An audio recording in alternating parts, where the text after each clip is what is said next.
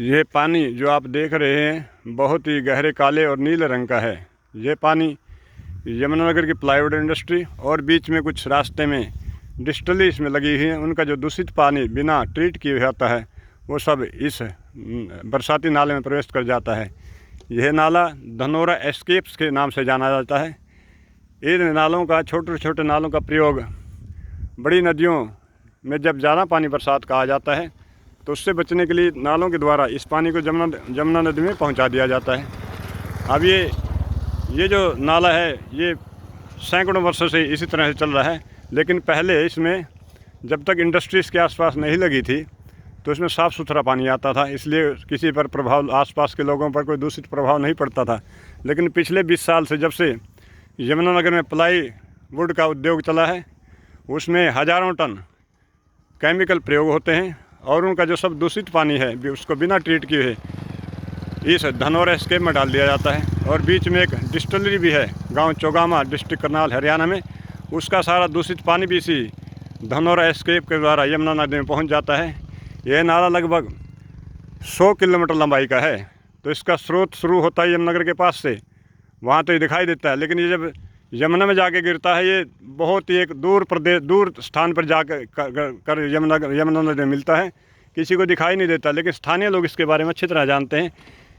तो कई बार लोगों ने प्रयास किया कि इसका कुछ समाधान हो। हरियाणा सरकार के कानों तक ये बात पहुंचाई गई और पिछली बार हरियाणा विधानसभा में एक प्रश्न उठाया गया यहाँ के MLA द्वारा कि इसका कुछ हल किया जाए, इसमें ट्रीटमेंट ये पानी जो डाला जाता है साफ़ सुथरा करके डाला जाए, लेकिन उसका भी कोई असर नहीं हुआ।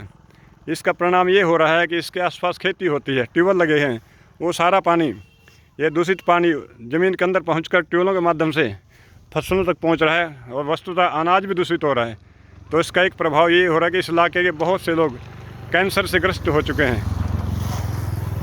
लेकिन बहुत से लोगों ने बार बार प्रयास किया कि इसका कुछ समाधान किया जाए, इन उद्योगपतियों के खिलाफ कुछ कार्रवाई की जाए ताकि ये अपना पानी इसमें साफ़ करके डालें, लेकिन कोई असर नहीं हुआ।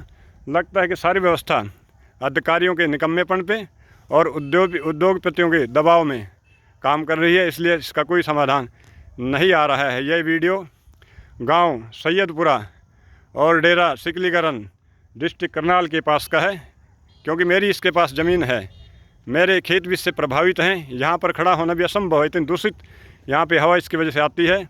आप अपने ट्यूबवेल पे खड़े तक नहीं हो सकते, जब हवा चलती है तो दूर दूर तक इसका प्रभाव देखने को मिलता है, लेकिन सरकार इसका कोई समाधान नहीं कर रही है।